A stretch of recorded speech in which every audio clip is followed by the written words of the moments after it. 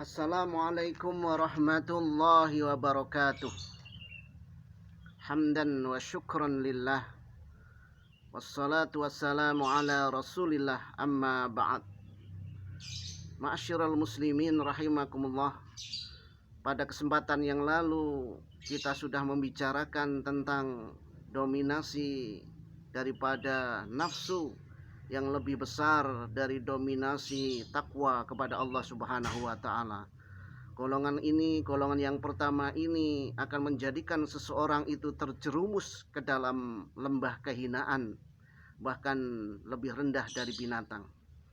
Kemudian yang kedua adalah golongan orang yang 50-50, dominasi ruh dan dominasi takwanya itu seimbang, tidak ada yang mendominasi.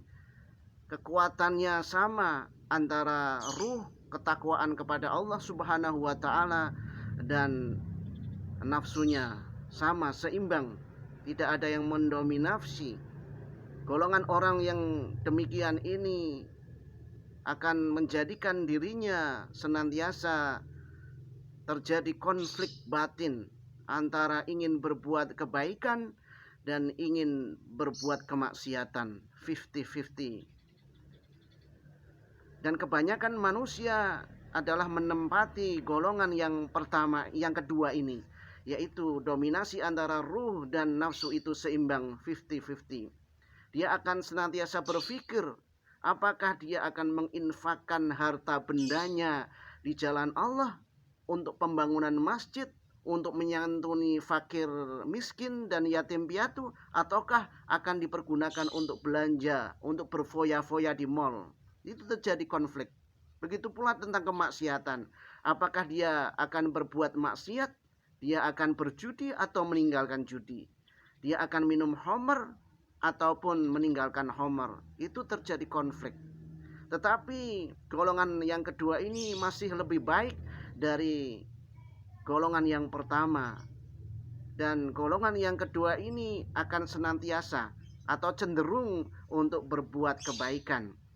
Dia ingin berinfak, dia berpikir terlebih dahulu, 1.000 rupiah atau 2.000 rupiah. Ada gejolak, min plusnya tetap ada. Dan kebanyakan orang menempati posisi yang kedua ini, golongan yang kedua. Ma'asyiral muslimin rahimakumullah. Kemudian golongan yang ketiga adalah golongan yang dominasi ruhnya, dominasi takwanya kepada Allah Subhanahu wa taala itu lebih besar dari nafsunya. Ini adalah golongan orang yang dipunyai oleh para nabi, para siddiqin, para syuhada, dan orang-orang yang senantiasa beramal soleh. Golongan jiwa yang demikian itu senantiasa akan berzikir kepada Allah Subhanahu wa taala, senantiasa mengingat Allah Subhanahu wa taala. Dia serasa gelisah, dia merasa gelisah jikalau tidak ada lantunan zikir dari mulutnya. Senantiasa berzikir, senantiasa berpikir dengan tanda-tanda kebesaran Allah Subhanahu wa taala. Itulah golongan yang ketiga, nafsu, namanya nafsul mutmainnah, nafsu yang tenang karena senantiasa berzikir kepada Allah Subhanahu wa taala.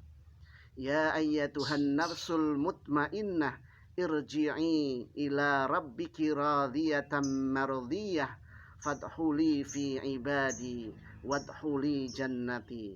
Mudah-mudahan ma'asyiral muslimin rahimakumullah, kita bisa diberikan oleh Allah Subhanahu wa taala untuk menjadikan takwa roh kita mendominasi daripada nafsu, sehingga nanti kelak kita akan mendapatkan surga Allah Subhanahu wa taala dan akan dikumpulkan dengan para nabi. Ya ayyatuhan nafsul mutmainnah, wahai jiwa yang tenang, irji'i ila rabbiki radiyatan mardiyah, kembalilah kepada Tuhanmu, mudah-mudahan Tuhanmu ridho dan kamu juga ridho. Fadkhuli fi ibadi, maka masuklah kepada fadkhuli fi ibadi, masuklah kepada golongan hamba-hambaku yang tenang hatinya, yang tenang jiwanya.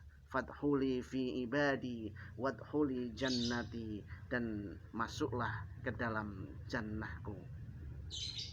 Billahi taufik wal hidayah. Wassalamualaikum warahmatullahi wabarakatuh.